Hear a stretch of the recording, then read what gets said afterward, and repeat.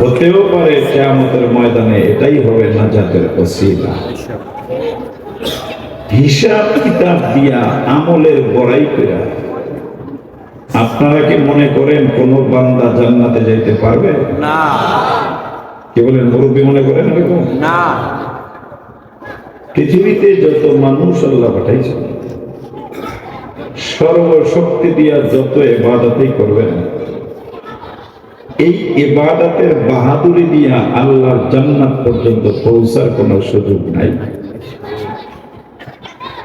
এজন্য সকল মুফাসসিরিনে কেরামগণ ঐক্যমত, পৃথিবীর জমিনে যত ইবাদত তুমি করবা এটাকে মনে করবা নাজাতের ওসিলা। হইতে পারে আল্লাহ এটাকে ওসিলা বানায়া তোমাদের নামটা জান্নাতি লিস্টে লেখা দেবে। সুবহানাল্লাহ। নেকটা অতীব ছোট আপনার কাছে, কিন্তু আল্লাহর কাছে এটা অনেক বড়। হইতে হতে পারে, কথা ঠিক না বেশি? আসলাম গোত্রের একজন যুবক রাসূলুল্লাহর কাছে এসে প্রশ্ন করলেন, মাল ঈমান ইয়া রাসূলুল্লাহ, পয়গম্বর গো, ঈমান কাকে বলে? জবাবে রাসূলুল্লাহ বললেন, ইখলাস। ইখলাস হলো ঈমান। ইখলাসের সাথে আমল যদি একটু ছোট হয়, বন্ধুর কাছে এটা অনেক বড় হয়ে যায়। বাহ্যিক দৃষ্টিতে আমল যদি বড় হয়, বান্দার ইখলাসে যদি ত্রুটি হয়, তাহলে সেই আমল আল্লাহর কাছে গ্রহণযোগ্য হয় না। এজন্য মন খুলে দোয়া করুন, আজকের আয়োজনকে ওসিলা করে আল্লাহ যেন আমাদের জীবনের গুনাহগুলোকে মাফ করে। আল্লাহ রাসূল সাল্লাল্লাহু আলাইহি ওয়াসাল্লামের একজন পূর্বের উম্মত হায়াত পাইছেন অনেক,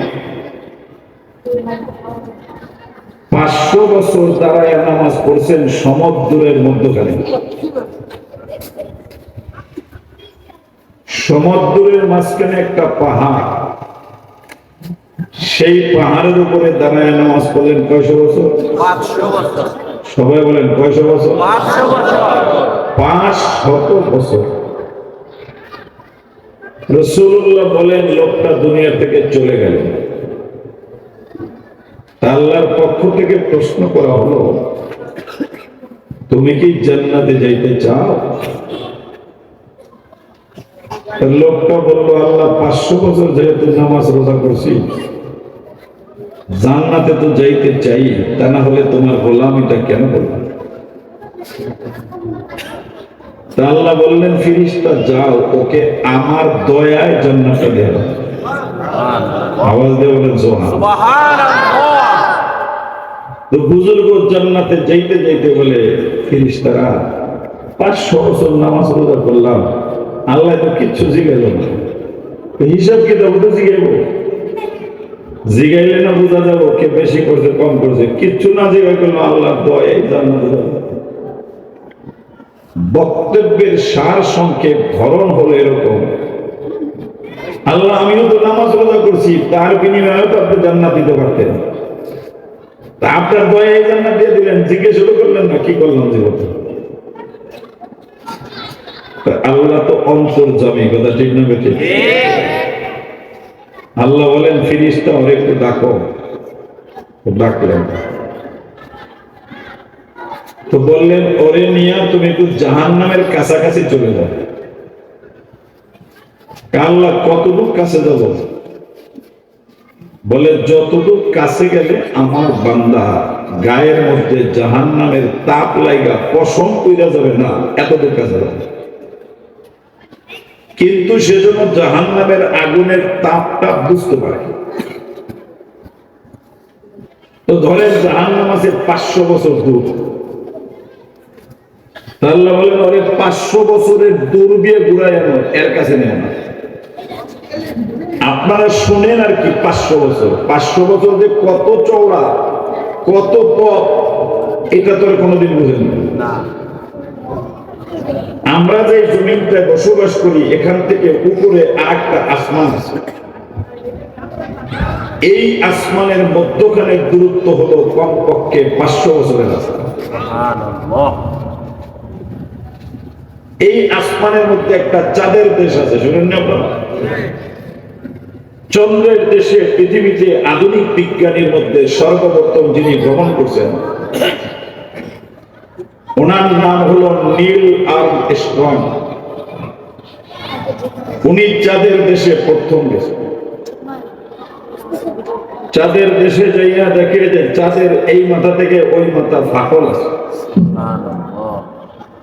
সেখান থেকে একটু পদার্থ নিয়ে উনি আবার পৃথিবীর জমিনে সশরীরে ফিরে আসবেন। চাঁদের দেশ থেকে যেই একটা পদার্থ উনি চাঁদের মাঝখানের ফাটল থেকে আনলেন, আমেরিকান বৈজ্ঞানিক কর্মশালায় একটানা 6 মাস গবেষণা করলেন। 6 মাস গবেষণা করার পরে উনি বক্তব্য দিলেন যে আজ থেকে 1300 বা 1350 বছর আগে এই চারটার এক মাথা থেকে আর এক মাথা থেকে ফাটল ধরছিল, এই পদার্থটা প্রমাণ করে। সুবহানাল্লাহ। বুঝা গেল কোরআন যে বলছে আল্লাহ রসুলের ইশারায় চাঁদ 2 টুকরা হয়েছে, তার বাস্তব একটা অভিজ্ঞতা বৈজ্ঞানিক আবিষ্কার করেছে। সুবহানাল্লাহ। বিজ্ঞান ইসলামের সেবক। এখনকার জমানায় আধুনিক বিশ্বে 3-4 ঘন্টায়ও চাঁদের দেশে যাওয়া যায়। তো 3-4 ঘন্টা, 5 ঘন্টা, 10 ঘন্টায় যদি চাঁদের দেশে যাওয়া যায়, তাহলে 500 বছরের রাস্তাটা কত দূরত্ব হবে এটা আন্দাজ করুন। আল্লাহ বললেন ফিরিস্তা ওকে 500 বছরের কাছাকাছি দিয়ে ঘুরাও। জাহান্নামের আগুনের তাপে ওর বুকটা পানির তৃষ্ণায় কাতর হয়ে গেল, জিহ্বাটা তৃষ্ণার জন্য বের হয়ে গেল। আরেকজন ফিরিস্তাকে আল্লাহ বললেন বসিলা ব্রিজের গোড়ায় দক্ষিণ পাড়া মসজিদের কোনায়। আপনাদেরকে বোঝানোর জন্য বলতেছি, আবার বললেন না আমি মসজিদের কোনায় কখন ফিরিস্তা এলো। পানি নিয়ে বিক্রি করতে বসলেন যে এই পানিটা নিয়ে তোমরা বিক্রি করো, কিন্তু আমার বান্দার কাছে কম দামে পানি বিক্রি করবে না। ফিরিস্তারে বলে ভাই আমার একটু পানি দরকার, 1 গ্লাস পানি তো দাও। ফিরিস্তা বললেন 500 বছরের নামাজ রোজা যদি দাও তো 1 গ্লাস পানি নাও। বুজুর্গ বলে তুমি আমার সাথে দামাদামি করো, আমাকে চিনো? আমার আমল নামে তো 500 বছরের ন্যাক আছে। আমাদের মধ্যে কিছু মুসল্লি এমনও আছে যদি 5 ওয়াক্ত নামাজ পড়তে পারে তো সে মনে করে যে আমি জান্নাতি আর দুনিয়ার সব জাহান্নামী। কথা ঠিক না বেটি? মোটামুটি যদি একটু দিনের পথে চলতে পারে তো মানুষকে আর মুসলমান মনে করার সুযোগ পায় না। অহংকারের ভাবও আইসা পড়ে মনে। এই জন্য তার জায়নামাজটা মসজিদের যেই জায়গায় থাকে তো কাছে জায়নামাজের পায়ের লাগে আর একজন মুসল্লির পাও লাগলে তার কষ্ট হয়। এইরকম মুসল্লিও আমি আমার চোখে দেখছি।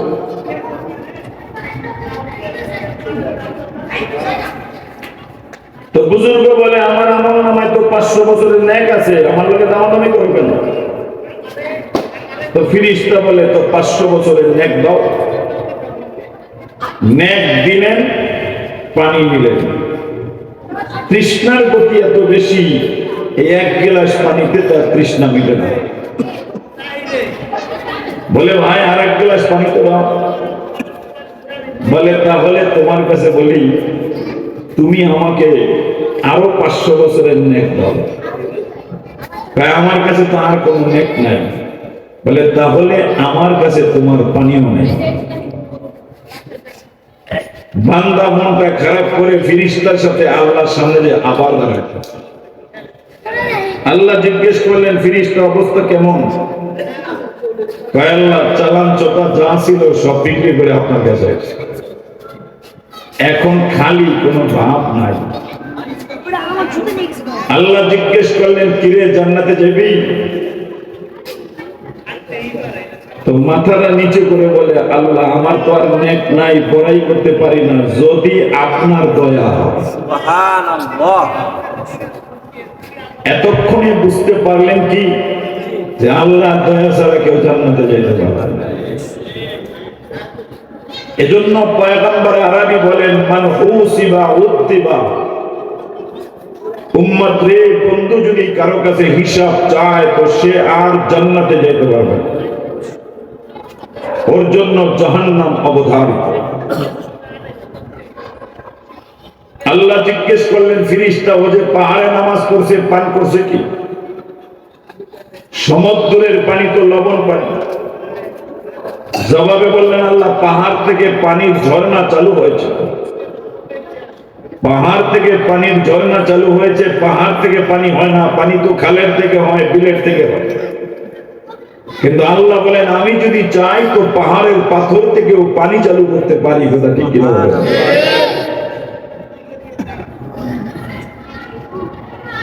বলে খাইলা কি? বলে একটা ডালিম গাছ হয়েছিল যে হায়াত পাইল 500 বছর। 500 বছর হায়াত পাওয়ার পরে এক গাছেই 500 বছর ফল দিল। একটা ডালিম গাছের ফল খাইয়েই আমি 500 বছর কাটাইলাম। আল্লাহ বলেন, ফিরিস্তা ডালিমের হিসাবটা পরেই দেখ, ওরে একটু জিজ্ঞেস করো, ও যে পানি পান করছে, 1 গ্লাস পানি পান করে 500 বছরের নেক দিয়ে দিল, আর আমি যে ওরে 500 বছর পানি খাওয়াইলাম, এই হিসাবটা দিয়ে যেতে পারো। আপনার আমার দৈনন্দিন জীবনের আল্লাহর যে নেয়ামত, একটা নেয়ামতের হিসাব যদি আল্লাহ চায় তাহলে আপনার হিসাব দিয়ে জান্নাতে যেতে পারবেন না। এখানে 50 বছর 60 বছরের মুরব্বীও তো আছেন নাকি নাই? ওই সাদাদারি মুরব্বী বয়স কত? 70 বছর পর্যন্ত আল্লাহর দেওয়া চোখ দ্বারা দেখতেছে। কথা ঠিক না বেঠিক? উনি কি আল্লাহরে 500 টাকা বিল দিছে? না। এই যে কয়টা মাইক লাগাইছেন, একটু আলো লাগাইছেন, সকালবেলা হইলে পেটনা গ্রুপ করবো যে হুজুর আমাকে বিল দেন। আপনি যে 70 বছর দেখতেছেন, সেরেনা পয়সা তো দিলেন না। আল্লাহ বলে, আমি তোমাকে ফ্রি করে দিলাম। এই একটা অক্সিজেন নাকের মধ্য দিয়া ভিতরে ঢুকে, বিজ্ঞান বলে অক্সিজেনটা ভিতরে যাইয়া নিজের রক্ত পরিশোধিত করে ফুসফুস থেকে আবার সেটা আরেক নাক দেবে, এটাকে বলে কার্বন ডাই অক্সাইড। ঢুকলো একটা সুন্দর বাতাস, বের হইল একটা দূষিত বাতাস। কথা ঠিক না বেঠিক?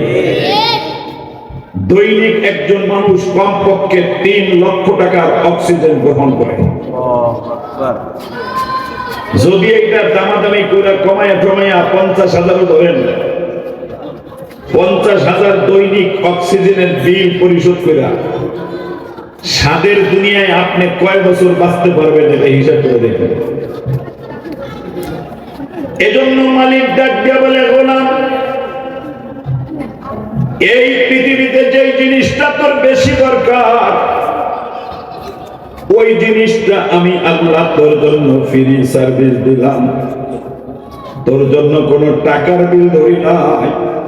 রাতের বেলা ঘুমায়া যাও, তোর নাকের মধ্যে একটা মশা লাগে না, কানের মধ্যে কোনোদিন পিঁপড়া যায় না, অক্সিজেন গ্রহণ করতে হয় না। আমার কুদরত, তুই ঘুমায়া থাকলেও অক্সিজেন যায় আবার বের হয়। এই বান্দা, দিনভর খানা খাইলা, 10 গ্লাস পানি পান করলা, সকালবেলা পেশাব করতে যাও, তোর পেটটা ক্লিয়ার করে আমি তোকে সুস্থ বানায়া দেই। 2 দিন যদি বাথরুম আটকায়া যায়, হাসপাতাল যায়ও তোর উপায় থাকে না, বাঁচা মরার লড়াই শুরু হয়ে যায়। আমি তোরে লালন করি আমার নেয়ামত দ্বারা, আর আমি ডাক দিই, ও বান্দা, মাঝে মাঝে একটু আমারে ডাক দে, সুযোগ পাইলে আমার মসজিদে যা, কপালটা আমার কুদরতি পায়ে লাগাইয়া আল্লাহ বলে একবার ডাক দিয়া দেখ, আমি আল্লাহ কুদরতি অন্তর খুশি হয়ে যা। শুধুমাত্র তাই না, এই ইবাদতটা তোর জন্য না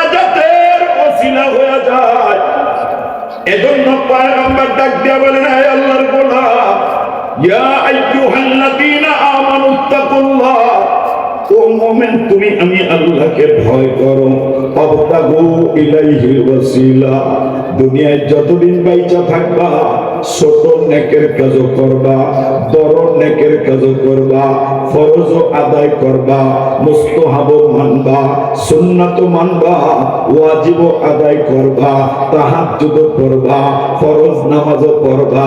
যদি একটা ইবাদত তোমার কাছে গ্রহণ হয়ে যায়, ওইটাকে ওসিলা বানাইয়া আমার আল্লাহ তোমার জন্য জান্নাতের ফয়সালা করে দেয়। কথা ঠিক না বেঠিক?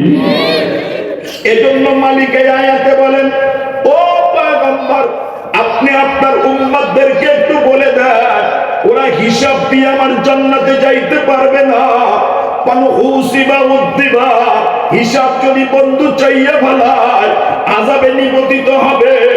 এজন্য তারা নেক কাজ করতে থাকবে, কোন একটাকে ওসিলা বানাইয়া আমি আল্লাহ রাব্বুল আলামিন তার জন্য জান্নাতের ফয়সালা করে দিব।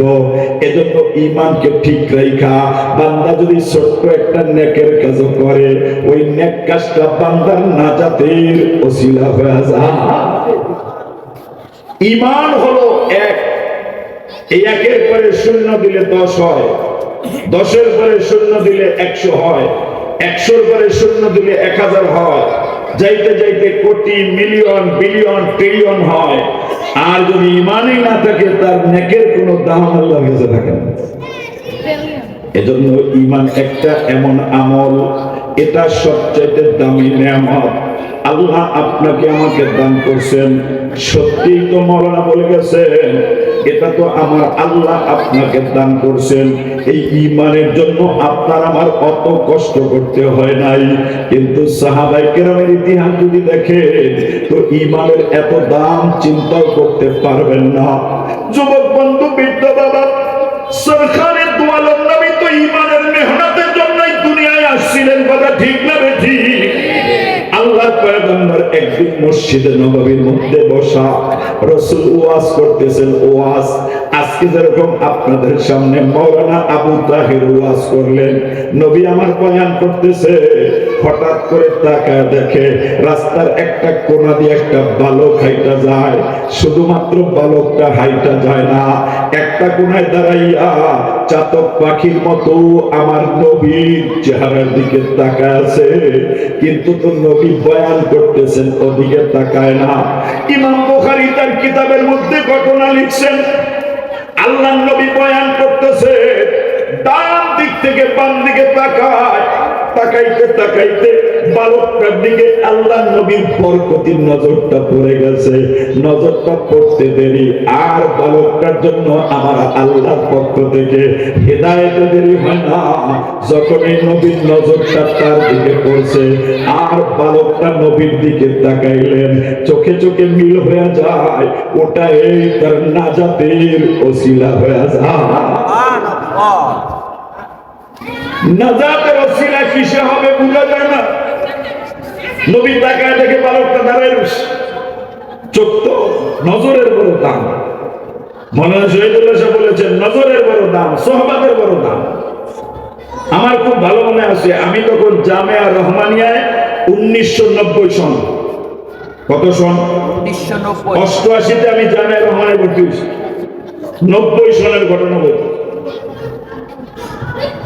হ্যাঁ, আমার উস্তাদ হযরতুল আল্লাহ হিফজুর রহমান দামাত বরকাতুহু হুজুর বললেন, আবুল কাসেম ওয়াজ শুনতে যাবা?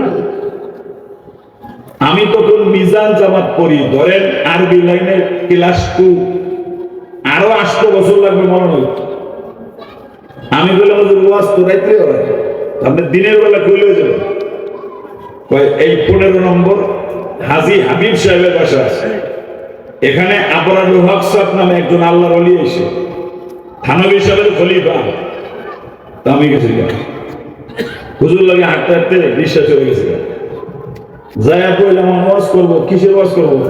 একটা মাইকের তাল লইয়া প্রফেসর মাওলানা হামিদুর রহমান রহমাতুল্লাহি আলাইহি এমনি ধরে ওই মজমায় আমার উস্তাদ মুফতি মনসুরুল হক সাহেব হুজুরও আছেন, খতিব ওবাইদুল হক সাহেব উনিও আছেন, যতটুকু মনে পড়ে মুফতি ফজলুল হক আমিন হিসাবও আছে। এই অনেক বড়রা, এই বড়দের মধ্যে আমি একেবারে ছোট, আমার দাড়ি উঠে নাই, মোজ উঠে নাই। হুজুর একটা খাটের মধ্যে ঘুমায় আছেন, খাটটা তোষকের না, রশির খাট। আর প্রফেসর মাওলানা হামিদুর রহমান সাহেব মুখের কাছে ওই যে মাইকটা ধরে রাখছে, কি বলবে হুজুর?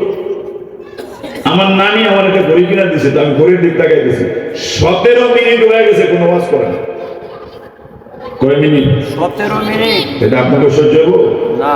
আমি যে হুজুর হুজুর কোন ওয়াজে লইলেন, হুজুর কোনো কথা কথা তো কয় না, হ্যাঁ চুপ থাক, একটু পরে ওয়াজ করবো, তা বলিস।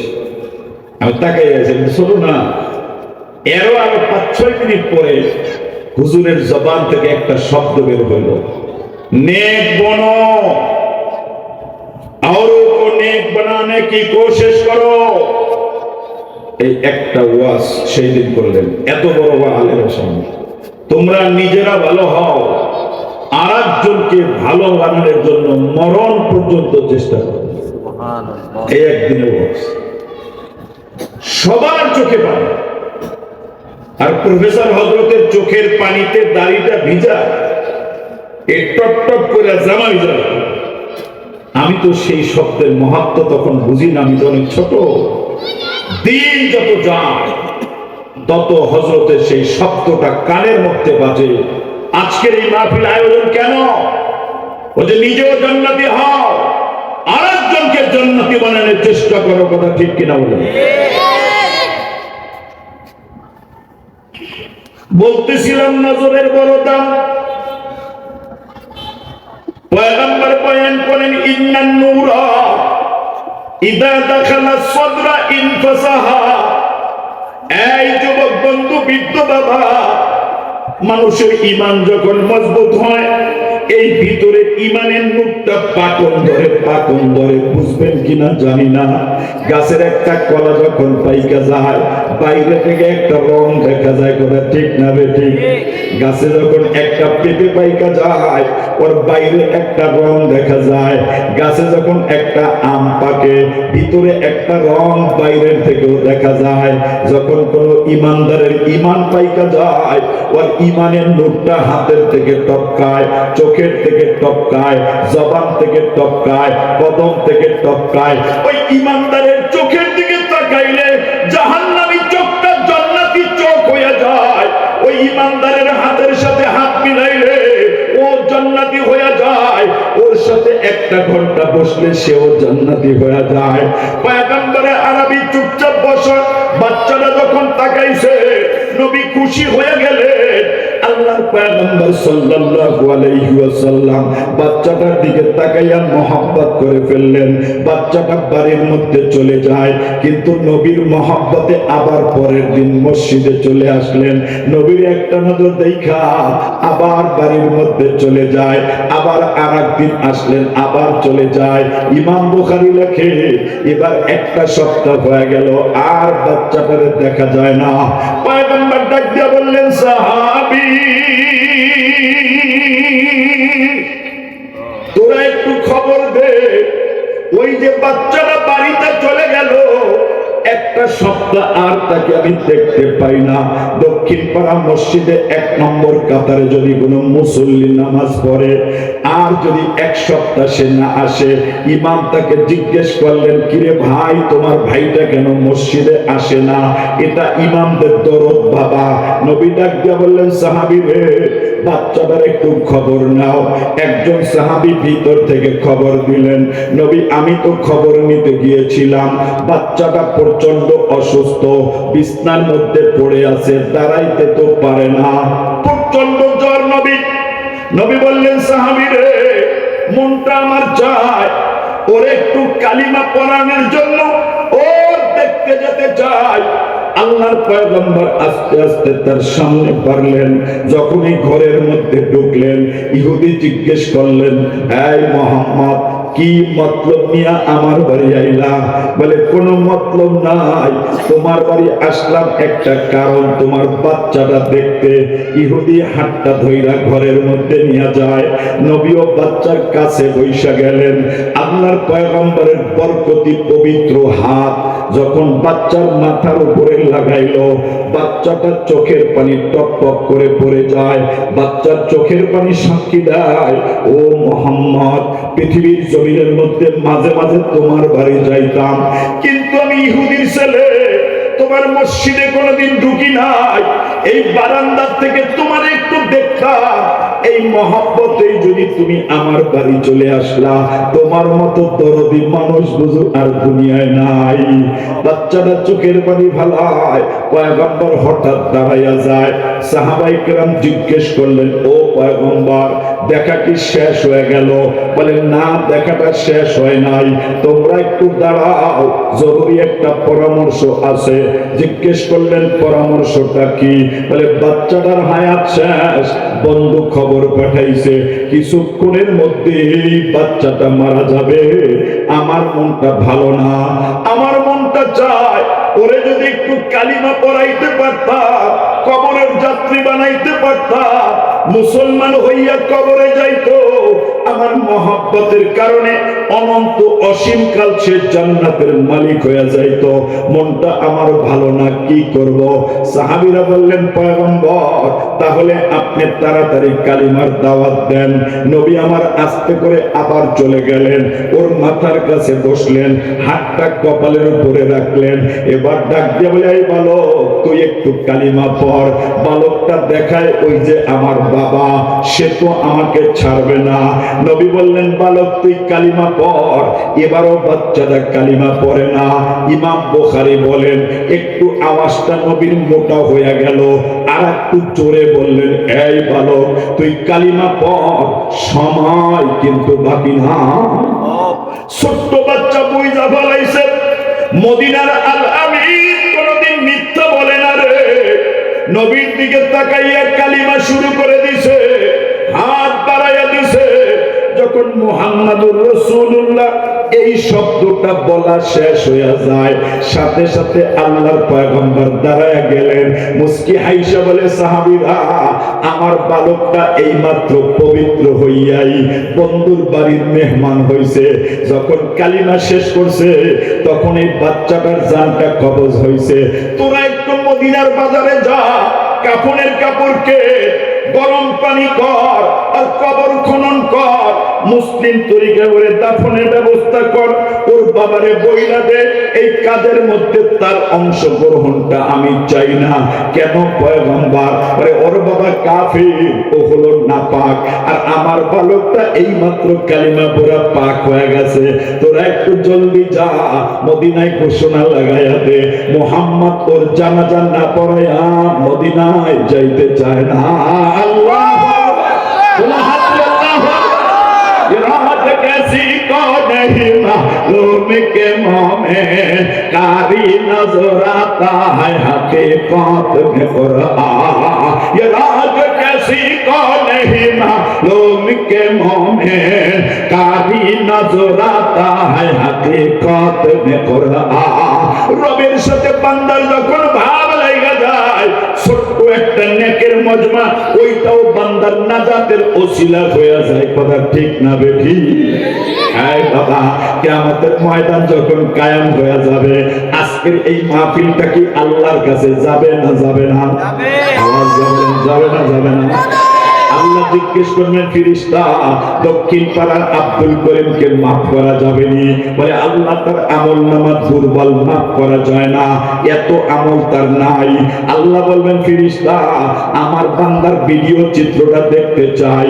70 বছরের চিত্র যখন আসবে, আজকের এই জানুয়ারি মাসের, আজকের এই জানুয়ারির 15 তারিখ বৃহস্পতিবার, ঈশার নামাজের পরের এই সময়টাও কি এই চিত্রটা আল্লাহর কাছে দেখা যাবে না যাবে না? মালিক ডাক দিয়ে বলবে, ফেরেশতা রে, আমার বান্দাই মজমায় কেন হয়ে রয়েছে? বলে আল্লাহ এটা জান্নাতের বাগান। আল্লাহ বলবেন এইটা তো জান্নাতের বাগান না, এটা তো একটা কার্পেট দেখা যায়। বলে আল্লাহ আপনার বন্ধু বলছেন যখন এই ওয়াজ মাহফিল ঘোষণা হয় ওটা আপনার জান্নাতের বাগান হয়। আল্লাহ প্রশ্ন করবেন ফেরেশতা আমার বান্দার জান্নাত দেখছেন রে? বলে না আল্লাহ জান্নাত দেখে নাই, জাহান্নাম দেখছেন। আপনারা কেউ দেখছেন জাহান্নাম?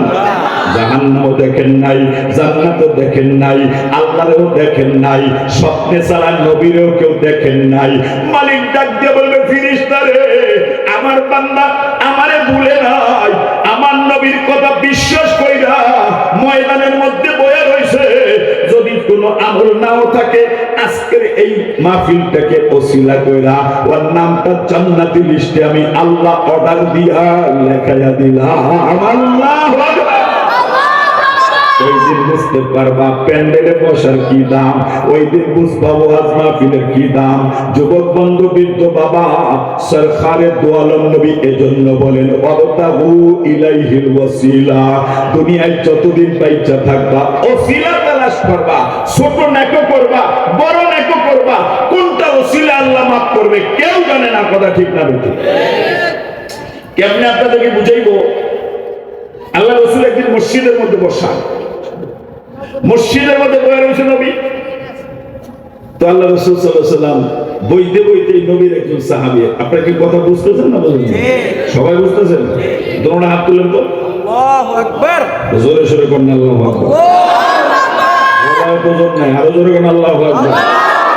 আমি আপনাদেরকে প্রশ্ন করি পয়গম্বরের দ্বীনের জন্য ঈমানের জন্য নিজের জান কুরবান করতে কারা কারা তৈরি? দুই হাত তুলে আল্লাহু আকবার। আল্লাহ যেন কবুল করেন। আমিন। তো বলছিলাম তো সরকারে দু আলম নবী মুহাম্মদুর রাসূলুল্লাহ মসজিদের মধ্যে বসা। একজন সাহাবী আসছেন, নাম তার হযরতে সাওবান। বলেন কি নাম? সাওবান। আইসে মসজিদে নববীতে। মসজিদে নববীতে কোনো সহজ মসজিদ না, কথা ঠিক না বেঠিক?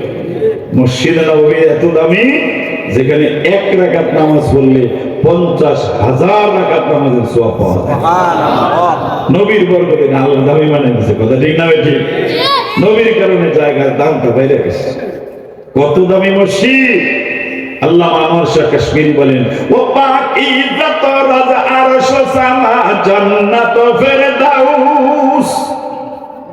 ও পাকিজাত রাজ আরশ সামা জান্নাত ফেরদাউস।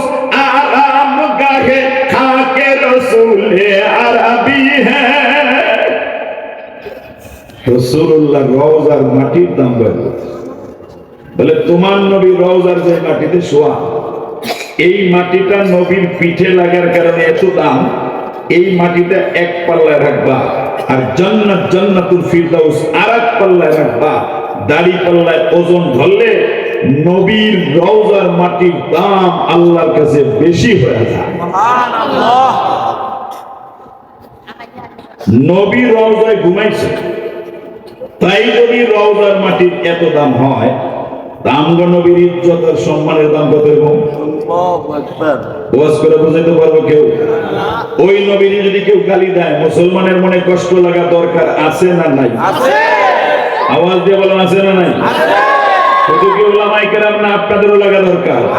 আমি আপনাদেরকে প্রশ্ন করতে চাই, আপনার চোখের সামনে যদি কেউ পয়গম্বরকে গালি দেয়, নবীর ইজ্জত উপরে আঘাত করতে চায়, নবীর চরিত্রে কলঙ্কের মালা পরাইতে চায়, নবীর আনিত ইসলামকে দুর্বল করতে চায়, জীবন দিয়ে নবীর ইসলাম রক্ষা করতে কারা কারা তৈয়ার?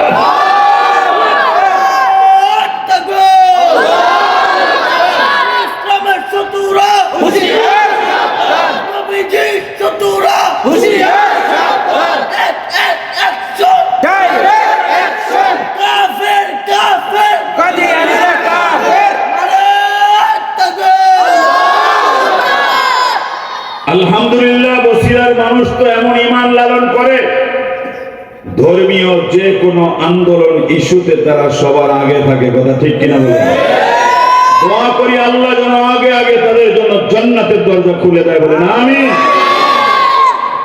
বলছিলাম আপনাদের মসজিদে নববীতে নবীর সামনে বসা হযরতে সাওবান নবীর একজন সাহাবী আয়েশাই নবীর দিকে তাকায় রয়েছে আর সাথে সাথে অনবী নবী তো রাসূল জিগায় কি বলেছো মাতা সা ইয়া রাসূলুল্লাহ কিয়ামতটা কবে বলেন নবী রাসূল মুস্কি হাসে কি রে কিয়ামত কবে বলে তোমার এত পরেশানি ওমা আতাল্লাহ ও সাওবান কিয়ামতের জন্য কোনো প্রস্তুতি নিছো কয় যে নবী কোনো প্রস্তুতি নেই নাই কিন্তু একটা প্রস্তুতি আছে কি প্রস্তুতি ইন্নী উহিব্বুল্লাহ ওয়া রাসূলুহু ওয়া পয়গম্বর আমি আপনাকে জীবনের জন্য ভালোবাসি সুবহানাল্লাহ আপনার বন্ধুর ভালোবাসা আমার অন্তরে আছে আল্লাহর পয়গম্বর ডাক দেয় এই সাওবান সত্যি কি তুমি আমাকে ভালোবাসো বলে পয়গম্বর বিশ্বাস করেন আমি আপনাকে ভালোবাসি নবীর ভালোবাসা যার অন্তরে আইসা যায়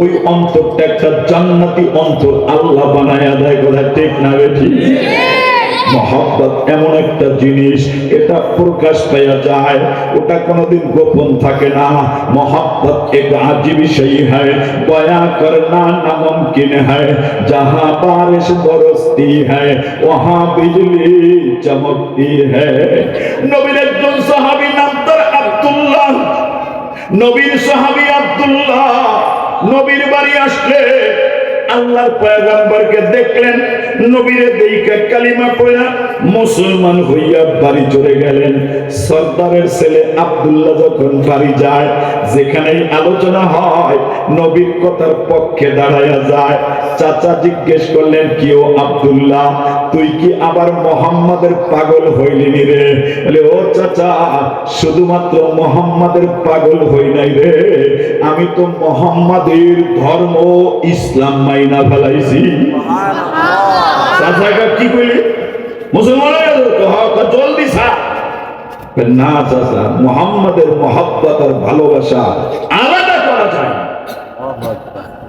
মহব্বত তো এমন জিনিস ভালোবাসা এমন জিনিস যেটা কোনোদিন গোপন রাখা যায় না ঠিক না ছেলেরে বুঝায় বাপে বাবা এই মেয়েটার সাথে কথা বলিস না কারণ কি বাবা ওর বংশটা ভালো না বংশ খারাপ মায়ের প্রেম করে বিয়ে করছে ওর মাও খারাপ হয়ও খারাপ মেয়েটা কেমন হবো তুমি আসলে কথা বলো না আপনাদের যতই বুঝাইতেছেন সকালবেলা ব্রিজের করে হ্যাঁ দুজন একসাথে আসে কথা ঠিক না ঠিক কোন ভাগ্যে তো কথা কইবো বুঝতে পারবেন আপনার লাইলি মজদুর কিচ্ছা শুনছেন লাইলি মজদুর শুনেন না কেউ মাহরাবের মাসনবিতে আল্লামা জালালউদ্দিন রুমি রহমাতুল্লাহ একটা কথা বোঝানোর জন্য লিখছেন মজনুর বাবা মজনুরের বড় বিপদ লায়লার আর ভুলে না বুঝেন না আপনি রাস্তায় যাইয়া ওই বালুর মধ্যে খালি লেখে লায়লা লায়লা লায়লা লায়লা বাপে বিরক্ত হয়ে ওর মক্কা শরীফ লেগেছে মক্কা শরীফ নিয়ে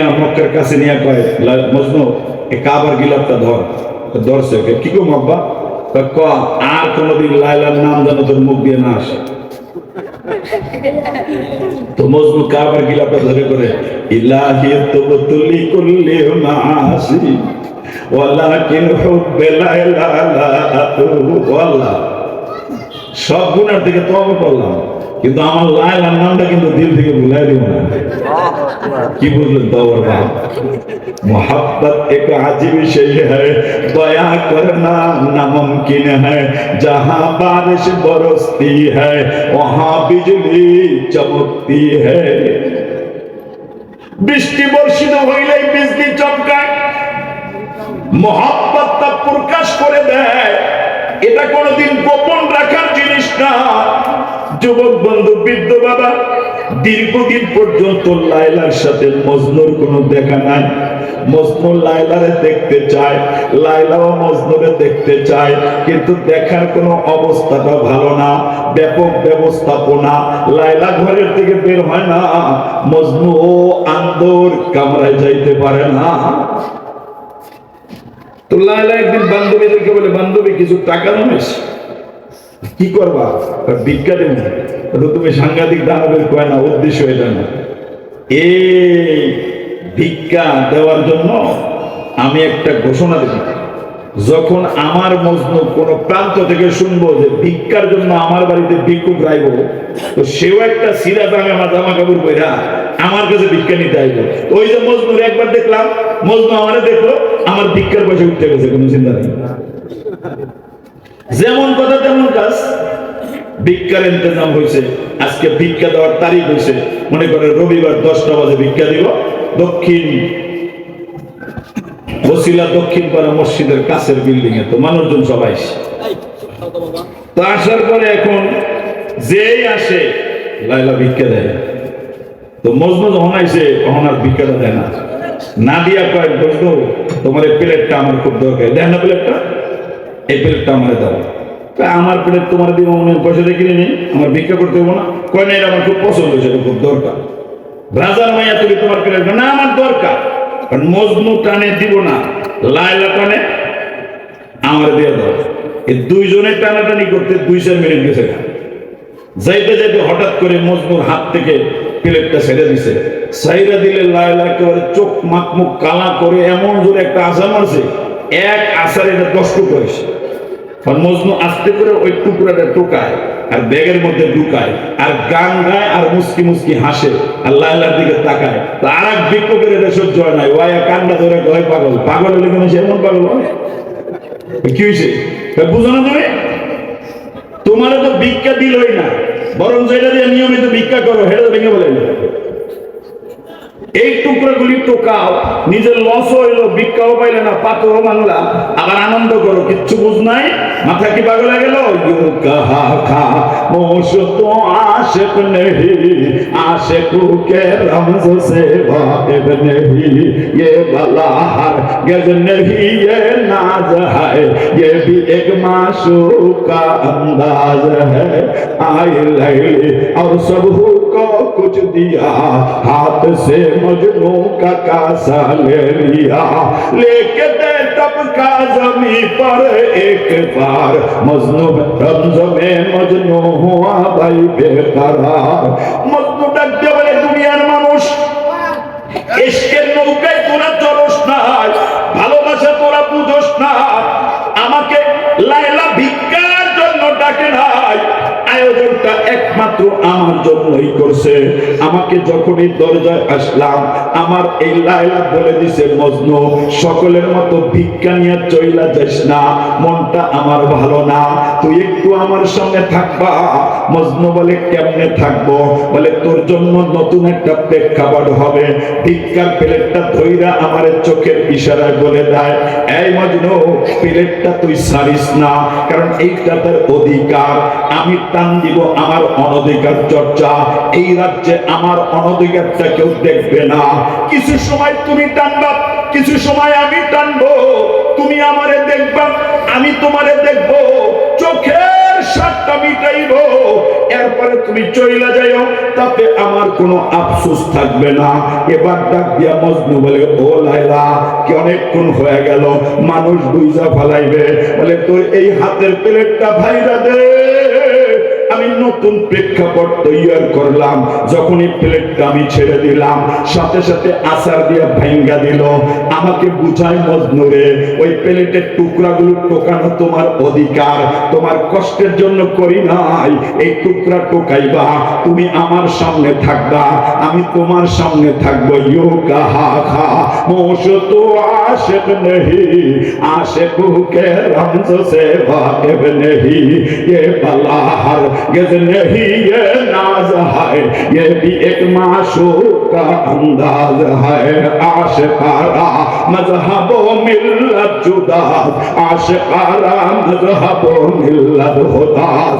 ऐ যুবক বন্ধু, বৃদ্ধ বাবা, আল্লামা জালালউদ্দিন রুমি রহমাতুল্লাহ আলাইহি এই ঘটনা বয়ান করে দুনিয়ার মানুষকে বুঝাইতে চায়, এই মানুষকে, বন্ধুর সাথে যদি তুই ভাব লাগাস, বন্ধু তোরে জান্নাতে নিতে চায়, কিন্তু তুই ইবাদত কইরা জান্নাত পর্যন্ত পৌঁছতে পারোস না। এজন্য হঠাৎ তোর একটা নাবালেগ বাচ্চা বন্ধু তার কাছে নিয়ে যায়, তুই তো দোয়া করস, আল্লাহ বসিলার মধ্যে আমার বাচ্চাটাই পাইলা, আর কি কোনো বাচ্চা নাই? আল্লাহ বলে কেন বিপদ দিলাম তুই তো বুঝবি না, তুই আমার নেককার বান্দী, তুই জান্নাতে যাওয়ার ইবাদত করস না, আমি তোর বাচ্চাটা নিয়া তোর দিলের মধ্যে কষ্ট দিলাম, কিয়ামতের ময়দানে এই ওসিলায় তোরে জান্নাত দিয়া আমার কাছে নিয়ে যাব। তুই নামাজ পড়স, তোরে প্যারালাইসিস বানাইয়া দিলাম, তোরে হার্টের রোগী বানাইয়া দিলাম, তোরে জেলখানায় বন্দী করে দিলাম, তুই বাবার জানাতে দেখতে পাস না। ওই বান্দা তুই তো বুঝবি না আমি তোরে কেন বিপদের মধ্যে ফেললাম। এর একটা মাত্র কারণ, তোরে আমি আমার মাহবুব বানাইতে চাই, তোরে আমি আমার কাছের বানাইতে চাই, তোরে আমার বন্ধু বানাইতে চাই। কিন্তু দুনিয়ার লোভনীয় মধ্যে পইরা তুই আমারে ডাকতে সময় পাস না। যখন বিছনায় ফেলাইয়া দেই তুই আল্লাহ বইলা রাতের বেলা ডাকস, ব্যথা পাইয়া দিনের বেলা ডাকস, ও বইলা আল্লাহ বইলা ডাকস। যখন তুই অকেজ হইয়া যাও, তোর ছেলে তোরে দাম দেয় না, মেয়ে তোরে দাম দেয় না, ঘরের কর্মচারী তোর কথা শুনে না, তখন বিপদে পড়ে বলস আল্লাহ তুমি ছাড়া দুনিয়ায় আমার কেউ নাই। ওইটা শুনতে আমার বড় ভালো লাগে, এজন্য তোর সাথে আমি ভাব লাগাই, তোর বাসার মধ্যে আগুন লাগাইয়া দেই, তোর ব্যবসার মধ্যে আগুন লাগাই, তোরে আমি লস খাওয়াই। তুই নামাজও পড়স, আবার ব্যবসাও দুর্বল হয়, তুই আমারও ডাকস, আবার তুই বিপদেও পড়স। মানুষ বলে ও নামাজ পড়ে দুর্বল হয়, ও তো হারাম খায়, টাওয়ার বানায়। আল্লাহ বলে বুঝবা না, যদি কোরবানির কোন গরু জবাই করতে হয় এখন থেকেই তাকে ভুসি খাওয়ায়, ঘাস খাওয়ায়, মোটা তাজা করে, ফার্মে প্রক্রিয়াজাত করে, কোরবানির দিন জবাই দিবে। এই কপাল পোড়া হারামখোর, তুই হারাম খাইয়া খাইয়া 10টা বাড়ি বানাইছো, আল্লাহ জাহান্নামে জবাই করবে, চিন্তাও করবি না। কথা ঠিক না বেঠিক?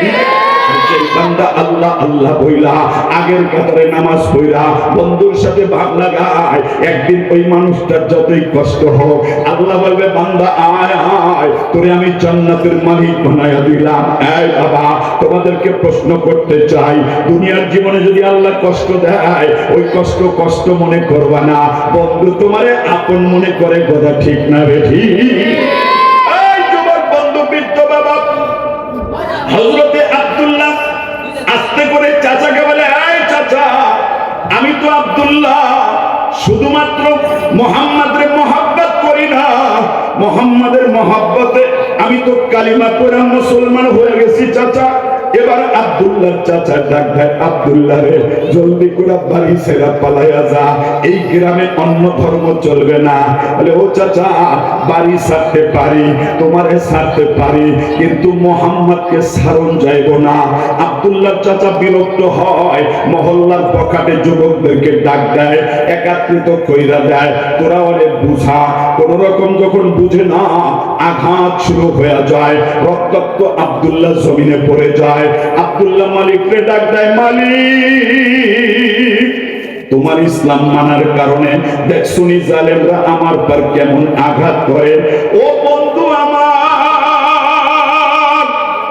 ও মালিক আমার, তোমার কাছে বলি রে একটু দয়া করবানি, মেহেরবানি করে আমাকে সাহায্য করো। কিন্তু আঘাতে আঘাতে আব্দুল্লাহ তার জায়গা দুর্বল হয়ে যায়। আব্দুল্লাহ যখন জমিনে দুর্বল হইয়া শুয়ে যায়, চাচায় ডাক দিয়ে বলে, আব্দুল্লাহ শেষ পর্যন্ত কালিমা ছাড়বিনি রে? বলে ও চাচা জীবন যাইতে পারে, মোহাম্মদকে ভুলন যায় না। বলে তাহলে বাড়ির থেকে বের হইয়া যা। বলে তাতে আমি রাজি আছি। চাচা ডাক দিয়ে বলে, বখাটে যুবক রে, আর গায়ের পোশাকগুলি খুইলা ফেলা, আমার বাড়ির কোন পোশাক নিয়া ও কিন্তু ওই জায়গার মধ্যে যাইতে পারবে না। আব্দুল্লাহ জুলবাজাদের তার জায়গার মধ্যে বসা, যখন গায়ের পোশাক খুইলা ফেলায়, আব্দুল্লাহ আশিকে রাসূল আস্তে করে সামনে বাড়লেন, সুন্দর মতো দাঁড়াইলেন, চাচাকে হাত জোড় করে বললেন, ও চাচা একটা কথা শুনো। কথাটা কি? কথাটা হলো আমাকে একটু দয়া করো। দয়াটা কি করব? বলে আমার পরনের লুঙ্গিটা খুইল না। চাচা লুঙ্গিটা টান দিয়ে যখন খুইলা ফেলায়, আব্দুল্লাহ চোখের পানি রাখতে পারে না, চোখের পানি মুইসা ডাক দেয়, ও মালিক জালেমরা আমাকে উলঙ্গ কইরা ফেলাইছে, নবীর বাড়ি কেমনে যাব? আল্লাহ বুঝি ডাক দিয়ে বলে, আব্দুল্লাহ এই এইটা তোর জন্য মুসিবত না, এমন কাপড় পরাইয়া তোরে কবরে শুয়াইব, ওই কবরে জাহান্নামের আগুন জ্বলবে না। আব্দুল্লাহ জুলবাজাদাইন আস্তে করে মায়ের বাড়ি গেলেন। ওই বাড়িটার মধ্যেই তার মায়ের দ্বিতীয়বার বিয়ে হয়েছে। ওই বাড়ির মধ্যে যাইয়া মা বলে ডাক দেয়, মা দরজাটা খুলে দেয়। যখন আব্দুল্লাহর চেহারা দেখে মা সহ্য করতে পারে না, ডাক দিয়া বলে, মা একটা চাদর চাই, চাদরটা একটু দাও, আমি এইটা লইয়া নবীর বাড়ি যাব। মা একটা চাদরের টুকরা দিলেন, আব্দুল্লাহ চাদরটা ছিঁড়া দুইটা টুকরা করলেন। এবার আব্দুল্লাহর নাম হয়ে গেল জুলবাজাদাইন, দুই চাদরওয়ালা আব্দুল্লাহ। একটা চাদর লজ্জাস্থান পেঁচাইলেন, আর একটা গায়ের মধ্যে দিলেন। এবার নবীর বাড়ি রওনা দিলেন। নবী আমার চোখের পানি রাখতে পারে না, আব্দুল্লাহর গালের মধ্যে রক্ত, চোখের মধ্যে অবস্থা ভালো না, রক্তাক্ত আব্দুল্লাহ জমিনে পড়ে গেলেন। সরকারে দু আলম নবী আব্দুল্লাহরে তার কাছেই থাকতে বললেন। দীর্ঘদিন হয়ে যায়, হঠাৎ একদিন ঘোষণা হয়, রে আব্দুল্লাহ, যুদ্ধের ময়দানে যাব, তুমি মদিনায় থাকো। আব্দুল্লাহ তাকজাই, নবীরে আপনার মহব্বতেই তো কালিমা পড়লাম, আপনারে চাইরা কি থাকা যাবে রে নবী? ও নবী আমার, আমাকে একটু নিয়ে যান। নবী বলে, তুমি তো ছোট্ট বাচ্চা, তোমাকে নিয়ে কেমনে কি করব? সরকারে দু আলম নবী মুহাম্মদুর রাসূলুল্লাহ দোয়া করলেন, আর আব্দুল্লাহ সামনে বাড়লো, নামটা লিখে দিলেন। যুদ্ধের ময়দানে রওনা হয়ে গেছে। এই বাবা, যাইতে যাইতে একটু সময় লাগে গেছে। যুদ্ধের কাছাকাছি যাইয়া আল্লাহর পয়গম্বর বললেন, এই জায়গায় তোমরা তাবু গাড়ো, আমরা 2 দিন এখানে থাকবো। ওখানে চুপচাপ বসে গেলেন। ওই জায়গার মধ্যে যাইয়া আল্লাহর পয়গম্বর ঘুমাই গেলেন। রাতের বেলা খবর দেয়, ও পয়গম্বর, আপনার আব্দুল্লাহ অসুস্থ, বিছনায় পড়ে আছে। আব্দুল্লাহ আস্তে আগে বাড়লেন, নবীর কামরার মধ্যে যায় না। নবী আমার ঘর থেকে উঠলেন, আব্দুল্লাহর কামরার কাছে গেলেন, দরজা যাইয়া সালাম দিলেন। আব্দুল্লাহর কামরায় ঢুকলে চোখের পানিতে আব্দুল্লাহ চোখ মুছায়, আর ডাক দিয়ে বলে, ওগো পয়গম্বর, বড় কষ্ট হইতেছে, প্রচন্ড জ্বর। নবী আমার বলে, আব্দুল্লাহ, এই ময়দানে তোর বাবাও নাই, তোর মাও নাই, বাবা মা থাকলেই তো তোরে আদর করতে, কষ্ট হয়নি। আব্দুল্লাহ বুঝাইতে চাই, নবী গো, আপনার চেহারা দেখা যার মরণ হয়, ওই লোকটার জীবনে কোনো কষ্ট থাকতে পারে না।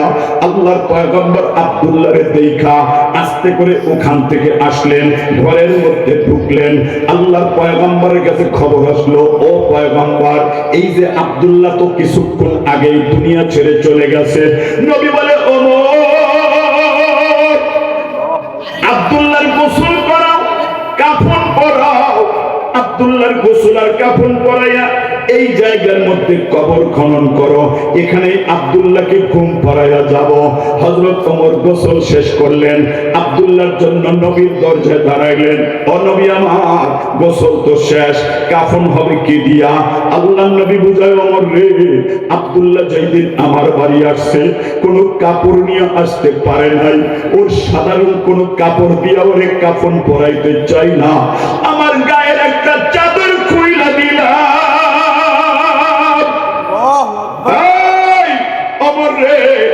আমার গায়ের চাদরটা দিয়ে আব্দুল্লাহর কাফন পরাইয়া দে রে, দুনিয়ার মানুষ দেখুক আব্দুল্লাহর জন্য আমার কত মহব্বত।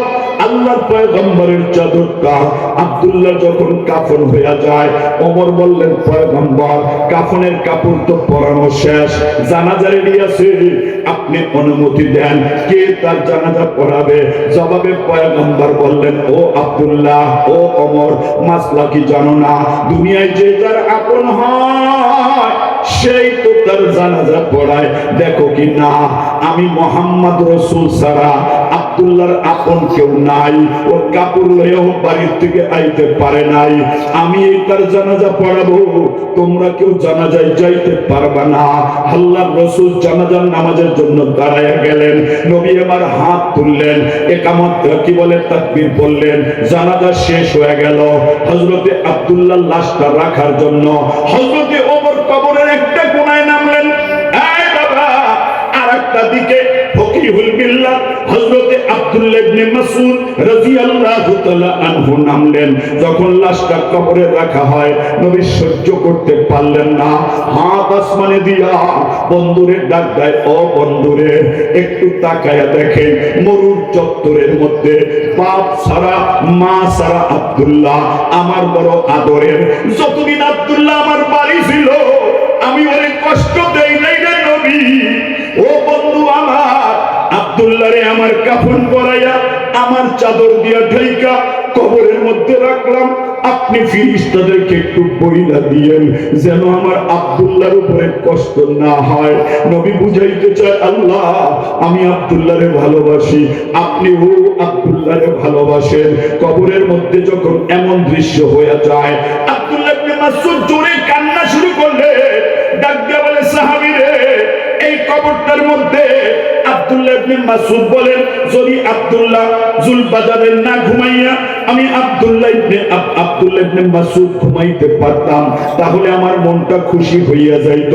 কারণ এমন সৌভাগ্য কারণ নাই, নবীর চাদর পইরা নবীর দোয়া লইয়া কবরে ঘুমায়, এটা মহব্বতের ফলাফল। এজন্য পয়গম্বর বলেন, ও দুনিয়ার উম্মতরা, আমার বন্ধু বলছেন, কি বলছেন? বলে তোমরা শুইনা লাও, ও তোমরা শুইনা লাও, অত্তাবু ইলাইহিল ওয়াসিলা, দুনিয়ায় যতদিন বাইচা থাকবা ওসিলা তালাশ করবা। নবীর মহব্বত নাজাতের ওসিলা, আলেমের মহব্বত নাজাতের ওসিলা, মাদ্রাসার মহব্বত নাজাতের ওসিলা। জিজ্ঞেস করতে পারো, হুজুর গো, আমরাও যদি নবীরে পাইতাম আমরাও নবীরে মহব্বত করতাম, কথা ঠিক না বেঠিক? আমরাও যদি নবীরে পাইতাম আমরাও নবীরে মহব্বত করতাম, আমরাও নবীরে ভালোবাসতাম। এজন্য পয়গম্বর বলে যায়, মান আহাব্বা সুন্নতি ফাকাদ আহাব্বানি ওয়া মান আহাব্বানি কানা মাই ফিল জান্নাহ। যে আমার সুন্নাত মহব্বত করল সে আমাকে মহব্বত করল, যে আমাকে মহব্বত করল আমি মুহাম্মদুর রাসূল বললাম আমার সাথেই তুমি জান্নাতে যাইবা। নবী নাই, নবীর অনুসরণ করার পথ বলে গেলেন। মান আহাব্বা সুন্নতি, যে লম্বা দাড়িওয়ালা হইলা, যে লম্বা টুপি পরলা, যে পাঞ্জাবিটা লম্বা পরলা, যে টাকনার উপরে কাপড় পরলা, যে আগে আগে মসজিদে গেলা, যে উলামায়ে কেরামকে মহব্বত করলা। এই যুবক, আল্লাহর পয়গম্বর বয়ান করছেন, তুই আমারে মহব্বত করলা, মসজিদ মহব্বত করছো মানে আমারে করছো, লম্বা জামা মহব্বত করছো আমারে করছো, দাড়ি মহব্বত করছো তো আমারে মহব্বত করছো। নবী বলেন, যে আমারে মহব্বত করলা আমি মুহাম্মদ বলে গেলাম, আমার সাথেই জান্নাতে যাইবা। যুবক বন্ধু, বৃদ্ধ বাবারে, তোদেরকে বলে দে, সরকারে দু আলম নবী মুহাম্মদুর রাসূলের আশিকরা রে, এই পৃথিবীতে একটা মাদ্রাসা, নাম তার দারুল উলুম দেওবন্দ, কথা ঠিক না বেঠিক? ওই মাদ্রাসার যিনি বাণী আল্লামা কাসেম নানতুবি রহমাতুল্লাহি আলাইহি, কাসেমুল খয়রাত, দেওবন্দের প্রিন্সিপাল আল্লামা কাসেম নানতুবি রহমাতুল্লাহি আলাইহি রাতের বেলা ঘুমায়। ওই গ্রামের আরেকজন আবেদ, একজন নেককার মানুষ, সেও ওখানে ঘুমায়। রাতের বেলা স্বপ্নে দেখে মুহাম্মাদুর রাসূলুল্লাহ, মুহাম্মদপুর ৩ রাস্তার মোড়ে তার সাথে দেখা করতে আইসা গেছে। যদি একজন মানুষ এমন স্বপ্নে দেখে তার মনটা কেমন লাগবে বাবা? লোকটা ঘুম থেকে জায়গা আস্তে করে সামনে বাড়ছে, যাইতে যাইতে আগে বাড়লেন, হঠাৎ করে আগের মধ্যে যাইয়া লোকটা দেখে, তাকাইয়া দেওবন্দের স্টেশন দিয়া কাসেম নানতুবি লাঠিটা হাতের মধ্যে লইয়া মাথাটা নিচের দিকে দিয়া আস্তে আস্তে চলতেছে। লোকটা জিজ্ঞেস করলেন, ও মৌলভী কাসেম, ও কাসেম নানতুবি, তুমিও কি নবীরে দেখতে যাইতেছো? কাসেম নানতুবির জবাব, হ্যাঁ আমিও তো নবীরে দেখতে যাইতেছি। ওই যে সামনে যাও। লোকটা ডাক দেয়, ও কাসেম, তাহলে এইভাবে যাইও না, তাড়াতাড়ি আসো, নবী চইলাও যাইতে পারে। কিন্তু যতই তাড়াহুড়া করে কাসেম নানতুবি সুন্নাতের উল্টা যায় না, নিচের দিকে তাকাইয়া রাস্তার ডান দিকে লাঠিটা ভর দিয়া নবীর সুন্নাত মতো যাইতেছে। যাইতে যাইতে দেরি, লোকটা তো আগেই চলে গেছে। ঘটনা বয়ান করছে দেওবন্দের, ও বাবা, 54 বছরের মুহতামিম আল্লামা কারি তৈয়ব সাহেব রহমাতুল্লাহ তার কিতাবের মধ্যে একাধিকবার এই ঘটনা বয়ান করছেন। কাসেম নানতুবি সম্পর্কে তো তোমরা জানো না বাবা। দেওবন্দের এত বড় আলেম, যিনি 8 বছর বয়সে স্বপ্নে দেখে কাবার সাথে দাঁড়াইয়া আছে, ওনার 5 আঙ্গুল থেকে দুনিয়ার মধ্যে ও বাবা দুধ ছড়াইয়া পড়ছে। ওনার একজন আলেম চাচা, ওনার একজন মানুষ ওই জায়গার মধ্যে সুন্দর মধ্যে চলতেছে। দেওবন্দের এই স্বপ্নটা দেখা ওনার ওই আত্মীয় ডাক দিয়ে বলে, ও কাসেম, তোর কোনো চিন্তা নাই, স্বপ্নের কথা কাউকে বলা দরকার নাই, তোর দ্বারা আল্লাহ দুনিয়া ব্যাপী ইলমে দ্বীনের খেদমত নিবে। এমন দারুল উলুম দেওবন্দ বানাইছে, পৃথিবীর এমন কোন মানচিত্র নাই।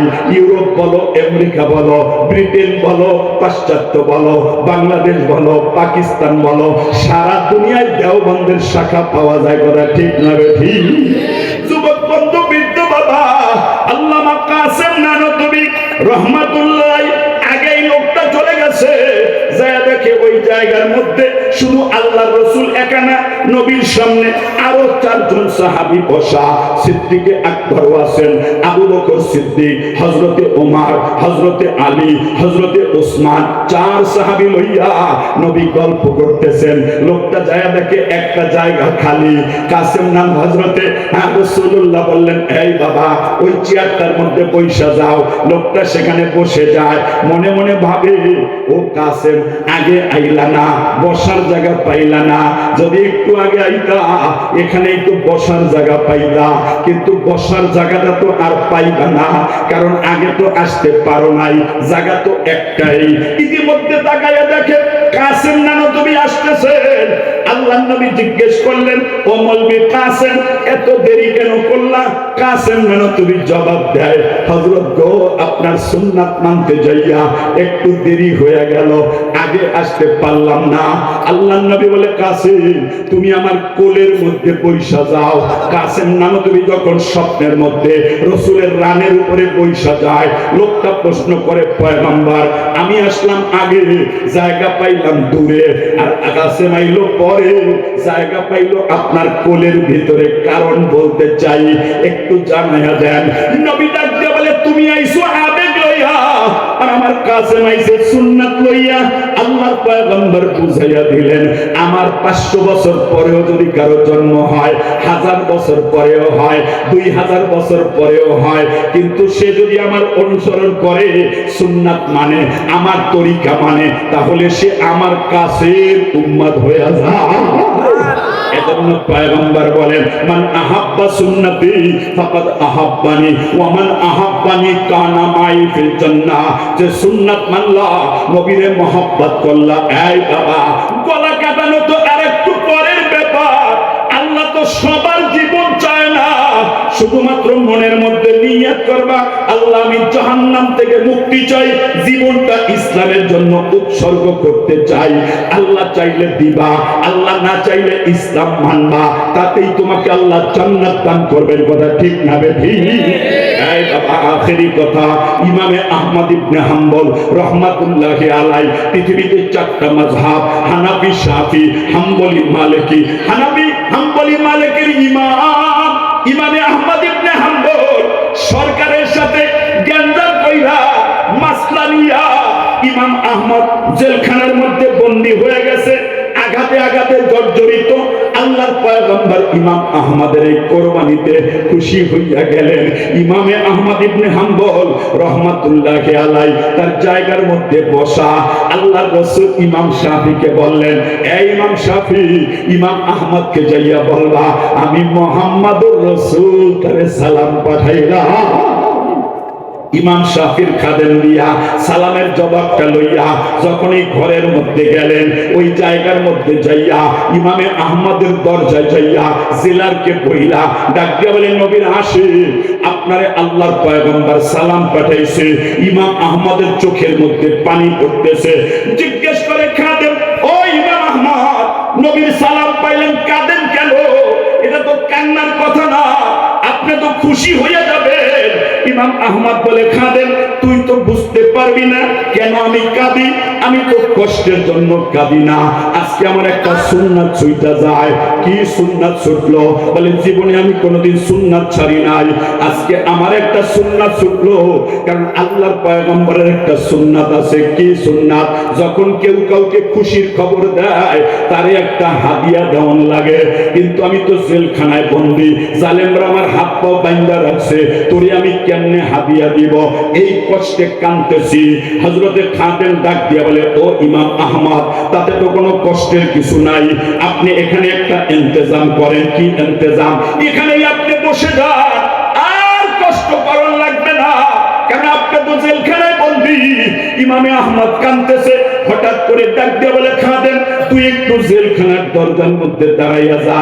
বলে কারণটা কি? বলে আমি একটা বুদ্ধি পাইছি।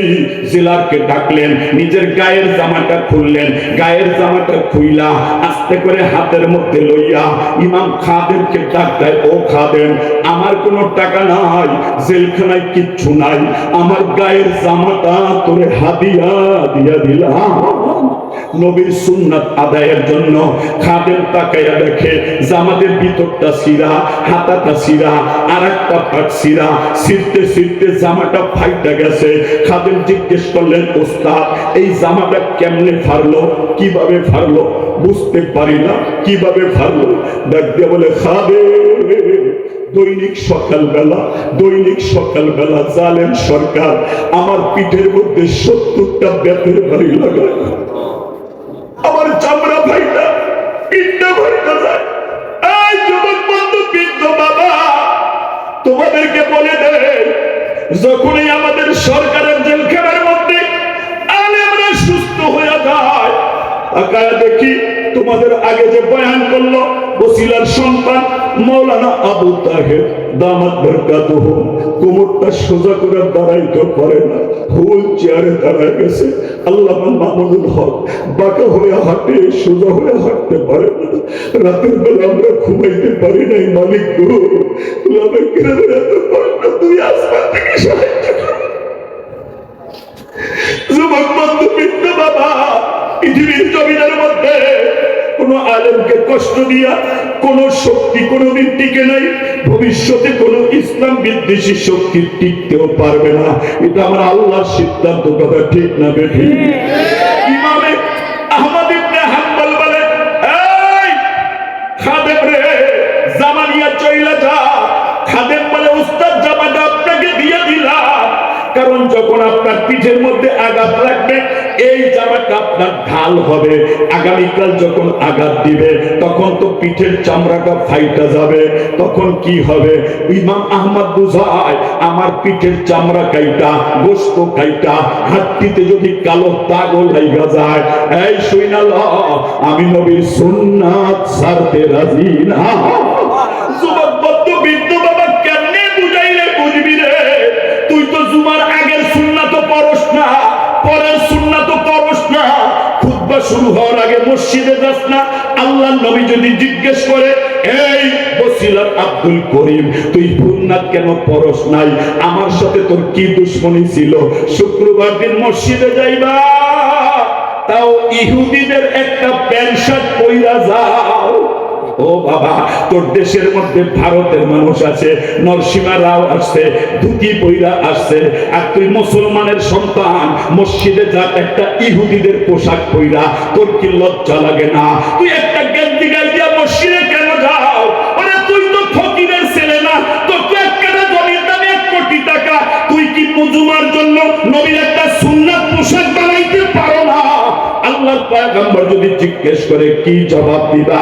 এজন্য সব মানুষকে বলি, বাবা একটা নামাজের পোশাক বানাও, ওটা নবীর সুন্নাত বহন করবে। সাদা একটা পোশাক বানাইয়া ঘরের মধ্যে রাখবা, জুম্মার দিন পোশাকটা পইরা নবীর সুন্নাত আতর লাগাইয়া মসজিদে যখন যাইবা, আমার নবী খুশি হইয়া যায়। ও বাবা, ইহুদি নাসারা খ্রিস্টানরা যদি তাদের ধর্ম মতো চলে, তুমি ইসলাম মানতে তোমার সমস্যাটা কোথায়? তুমি কেন ইসলাম থেকে দূরে থাকো? কত যুবকরা দেখি হিন্দুকে মতো পায়জামা পরে, এখান দিয়ে মোটা, এই জায়গা দিয়ে চিকুন। আমি বললাম এইটা আবার কোন পোশাক? বলে এইটা বলে ভারতের পোশাক। ও বাবা, ভারতকে তুমি কেন ফলো করবা? তোমারে তো ভারত ফলো করবে, কথা ঠিক না ঠিক? কারণ পয়গম্বর বয়ান করছেন, মান তাশাব্বাহা বিকওমিন এবার অন্তর্ভুক্ত হয়ে যাবে। বসিলার বাবারা তোমাদেরকে জিগাই, তোমাদের ঈদের নামাজে কয়জন হিন্দু যুবক দেখছো?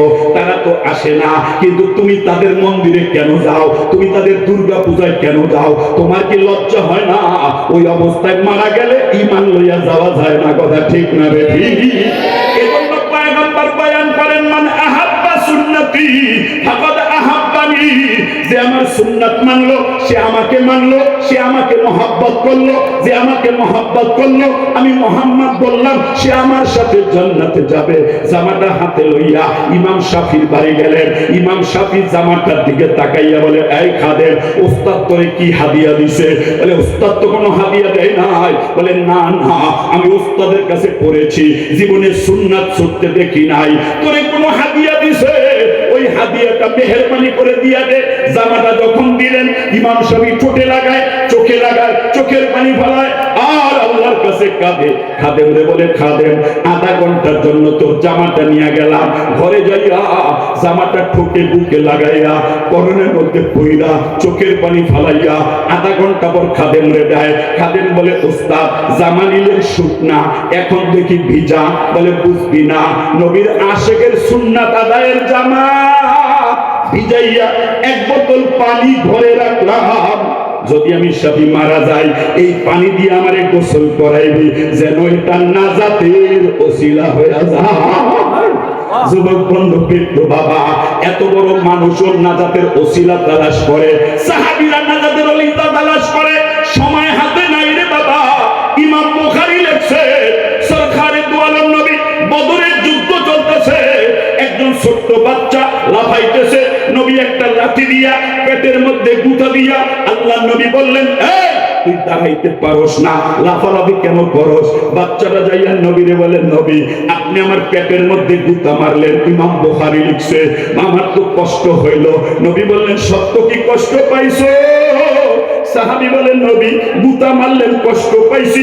আল্লাহ নবী নিজের লাঠের লাঠিটা ওর হাতের মধ্যে দিয়া বাচ্চারে বুঝায়, ও বাচ্চা, এই যে চাদরটা খুইলা দিলাম, আমার পেটের মধ্যে অতটুক জোরে গুঁতা মার যতটুক আমি গুঁতা মারলাম। বাচ্চাটা যাইয়া লাঠিটা হাতে লইয়া নবীর বুকটা জড়াইয়া ধরছে, ও নবী গো, আমি কি গুঁতা মারতে বদরে আইছি? আমি তো আইছি আপনার মহব্বতে জীবন দিতে। বাড়ি যাবো কিনা জানি না, নবী রে, শেষবার সুযোগ পাইয়া আপনার পেটের সাথে আমার পেটের চামড়াটা একটু ঘষা দিয়া রাখলাম। হাসরের ময়দানে বন্ধু যদি জিজ্ঞেস করে, কি নিয়ে তুমি আমার কাছে আইছো, আমি বলবো, আল্লাহ, আমার কোনো আমল নাই, কিন্তু আপনার নবীর পবিত্র পেটের সাথে আমার পেটের চামড়াটা একবার ঘষা দিছিলাম, ওই ওসিলায় আমাকে মাফ করে দেয়। এজন্য আল্লাহ কোরআনে বলেন, ইয়া আইয়ুহাল্লাযীনা আমানুত্তাকুল্লাহ, ও মুমিন, তুই আমি আল্লাহকে ভয় কর, গুনাহমুক্ত জীবন গড়, ওয়াবতাগু ইলাইহিল ওয়াসিলা, দুনিয়ায় যতদিন বাইচা থাকবা নেক কাজ করবা, সুন্নাত মানবা, নাজাতের ওসিলা বানাইবা। ওইটা যদি আল্লাহর কাছে পছন্দ হয়, নাজাতের ওসিলা হয়ে যায়। হযরতে সাওবানের কথা বলেছিলাম, মনে আছে না নাই? হযরত সাওবান ডাকতেই, নবী রে, আমি আপনারে ভালোবাসি। আল্লাহর পয়গম্বর বলেন, ও সাওবান, তাহলে শুইনা নাও, আল মারউ মা মান আহাব্বা, যে যাকে মহব্বত করবা সে তার সাথে হাসর করবা। ও বাবা, তোমার মহব্বত যদি গাঞ্জাখোরের সাথে হয়, তোমারও গাঞ্জাখোরের সাথে হাসর। তোমার মহব্বত যদি বাটপারের সাথে হয়, তোমার হাসর বাটপারের সাথে। তোমার হাসর যদি তুমি যা ভালো করতে চাও, ইমামের সাথে মহব্বত লাগাও, খতিবের সাথে মহব্বত লাগাও, আলেমের সাথে মহব্বত লাগাও, নামাজীর সাথে মহব্বত লাগাও, যারা ইসলাম পছন্দ করে তাদের সাথে ভাব লাগাও, তোমার হাসরটাও তাদের সাথে হবে। কারণ পয়গম্বর বয়ান করছে, আল মারউ মা মান আহাব্বা, যার সাথে যার মহব্বত তার সাথে তার কিয়ামত। কাজেই মহব্বত করবা কাকে, সেই ফর্মুলাও আল্লাহ বলে দিয়েছেন। ইহুদিদেরকে মহব্বত করতে তোদেরকে আল্লাহ বলে নাই, হিন্দু কালচার মহব্বত করতে বলে নাই। ব্যবসায়ী কারণে হিন্দুদের সাথে সম্পর্ক রাখতে পারবা, কিন্তু মহব্বত তো ইমানদারের সাথে রাখতে হবে, কথা ঠিক না বেঠিক? এজন্য বসিলার প্রত্যেকটা মা বোনদেরকে বলতে চাই, তোমার আমার ভাইদেরকে বলতে চাই, যুবকদেরকে বলতে চাই, মহব্বতের যে থিওরি নবী দিয়েছেন, ওই থিওরি মানো, যার নামাজটা ভালো তার সাথে মহব্বত লাগাও, যার সেজদা ভালো তার সাথে নামাজ মহব্বত লাগাও, যে 5 ওয়াক্ত নামাজ মসজিদে পড়ে তার সাথে মহব্বত লাগাও, যে আগের কাতারে ফজর পড়ে তার সাথে মহব্বত লাগাও, যে নবীর সুন্নাত মানে তার সাথে মহব্বত লাগাও, যে নবীর ফিরাসতের দায়িত্ব আদায় করে ওই আলেমদের সাথে মহব্বত লাগাও, কিয়ামতের ময়দানে তাদের সাথে জান্নাতে যাইতে পারবা। কথা ঠিক না বেঠি? এজন্য পয়গম্বরকে আল্লাহ বলেন, ইয়া আইয়ুহাল্লাযীনা আমানুত্তাকুল্লাহ, ও মুমিন আমি আল্লাহকে ভয় করো, ওয়াবতাগু ইলাইহিল ওয়াসিলা, দুনিয়ায় যতদিন বাঁচবা ওসিলা তালাশ করবা। পয়গম্বর বলেন যে আমার সুন্নাত মাইনা ওসিলা বানাইবা, ওই সুন্নাত তোমাকে আমার মহব্বতের দরজায় নিয়ে যায়, যে আমার মহব্বতের দরজায় যাইয়া দাঁড়ায় তাকে আমার আল্লাহ ডাইরেক্ট জান্নাত দিয়ে দেয়। কথা ঠিক না বেঠি? এজন্য যুবক বন্ধু, বৃদ্ধ বাবা, আল্লামা কাসেম নানুতুবি দেওবন্দের রেল স্টেশনের মধ্যে দাঁড়াইয়া দেখে একটা ছাত্র দাঁড়াইছে। ওই ছাত্রটা আস্তে করে বলে, কুলি আসেনি, কুলি, ওই কুলি আসেনি, আমার বোঝা মাথায় নিয়ে দেওবন্দে নিয়ে যাব। কাসেম নানুতুবি ছাত্রের মাথা বোঝানো মাথার মধ্যে লইয়া জামাটা কোমরে বাঁধা দেওবন্দ থেকে হাইটা দেওবন্দের স্টপেজে চলে গেছে। উস্তাদরা যখন ট্রানটা নামাইছে জিজ্ঞেস করে, কাছে ছাত্ররা কেটা যার মাথায় বোঝাই লইয়া আপনি আসলেন? বলে, চিনবা না? আমিও চিনি না, ও তো নবীর বাড়ির মেহমান, ওর বোঝাটা মাথায় নিলাম, জানি না কাসেমের কোনো আমল আল্লাহ কবুল করবে কিনা। হইতে পারে এই ছাত্র নবীর বাড়ির মেহমান, ওর বোঝাটা মাথায় লওয়া নাজাতের ওসিলা হয়ে যায়। সাহাবী বড়রা ওসিলা তালাশ করতেন। এই জন্য আপনারাও জীবনের সব নেক কাজ করবেন। রাজি আছেন ইনশাআল্লাহ? জুম্মার আগের সুন্নাত কারা কারা পড়বেন? 2 হাত তুলে দেখান। পড়বেন আজকে থেকে ইনশাআল্লাহ? না ইউটিউবে ঢোকায় পড়বেন যে সুন্নাত লাগে না? পড়বেন ইনশাআল্লাহ? জুমার পরের সুন্নাত পড়বেন ইনশাআল্লাহ? আসরের আগের সুন্নাত পারলে পড়বেন, না পারলে ফরজ পড়বেন, মাগরিবের পরের সুন্নাত পড়বেন, এশার পরের সুন্নাত পড়বেন, ফজরের পরের সুন্নাত পড়বেন, আওয়াবিল পড়বেন, তাশ পড়বেন, মাঝে মাঝে তাহাজ্জুদ পড়বেন। ওটা আপনার নাজাতের ওসিলা হয়ে যাবে। আল্লাহ যেন আপনাকে আমাকে নাজাতের ওসিলা বানায়া কবরে যাওয়ার তৌফিক দেয়। বলেন আমিন। ওসিলার এই মাহফিলে আসলেই এই ওয়াজ উঠতে উঠতে দেরি হয়ে যায়। কথা বলেন তো? আমি আজকে কোনো ওয়াজ রাখি নাই, মনে করছি 9টা বাজে ওয়াজ দেবো। ইয়ে 9টা, 10টা, 10:30, 11:30 বেজে গেছে। বসতেও দেরি, ছাড়তেও দেরি। কষ্ট হয়েছে আপনাদের? খুব কষ্ট হয়েছে? আল্লাহু আকবার, জোরে জোরে করে আল্লাহু আকবার। কালকে একটা শনিবার, কালকে কি বার বলেন? কালকে শুক্রবার, পরশুদিন শনিবার। এই শনিবারের পরের একটা শনিবার আছে না? সেই শনিবার হবে। সেই শনিবারে বসিলা গার্ডেন সিটিতে জামিয়া আশরাফিয়া নামে আমার একটা, আপনাদেরই মানে আমি একটা পরিচালনা করি মাদ্রাসা, এই মাদ্রাসার বার্ষিক মাহফিল ইনশাআল্লাহ। কালকে শনিবার, পরশু শনিবারের পরের শনিবার আপনারা একটু যাবেন ইনশাআল্লাহ? এই এখন তো সহজ, সাগরগোড়া থেকে বাম দিকে গেলে মাদ্রাসা পেয়ে যাবেন, চন্দ্রিমা সাগরগোড়া গেলে ওখানে মাইক পেয়ে যাবেন, আর যদি সিএনজি স্ট্যান্ড দিয়ে যান তাও মাইকের আওয়াজ পেয়ে যাবেন ইনশাআল্লাহ। হাজির হবেন ইনশাআল্লাহ? নিয়ত করেন কারা কারা ইনশাআল্লাহ? আল্লাহ যেন কবুল করে, বলেন আমিন। আল্লাহ যেন আপনাকে যাওয়ার তৌফিক দেয়। আল্লামা আব্দুল হামিদ পীর সাহেব মধুপুর উনিও আসবেন, এবং আরো বড়রা আসবেন। শেখুল হাদিস আল্লামা মামুনুল হক সাহেব উনিও আসবেন, আরো বড় বড় ওলামায়ে কেরাম বহু আসবেন। আপনারা ইনশাআল্লাহ বয়ান শুনতে যাবেন, যা শোনার তৌফিক আল্লাহ দেয় তাই শুনবেন। যাবেন না ইনশাআল্লাহ? আল্লাহ কবুল করুন। মালামানি আরে আগামীকালকে এই যে ওয়েস্ট বেঙ্গলি রোডে আল্লামা মামুনুল হক সাহেব আসবেন। ওনার পাওয়া সহজ হয়ে গেছে, সোনার হরিণের মতো ওনার পাওয়া যেত না। বছর গেলে ওনার প্রোগ্রাম করা যায় না। এখন যেহেতু 13 আসনে উনিও নির্বাচন করবেন, অনেক ঘন ঘন ছোট ছোট মাহফিলও যায়। কথা বলেননি? আগামীকালকে এখানে আসবে, আপনারা সবাই ওখানে যাওয়ার জন্য দাওয়াত দিলাম, আল্লাহ যেন কবুল করে। এখন দোয়া হবে। দোয়ার আগে একটা কষ্ট আপনাদেরকে দিব। গত বছর ঝামেলা হয়েছে, এই মহল্লার কেউ নেই,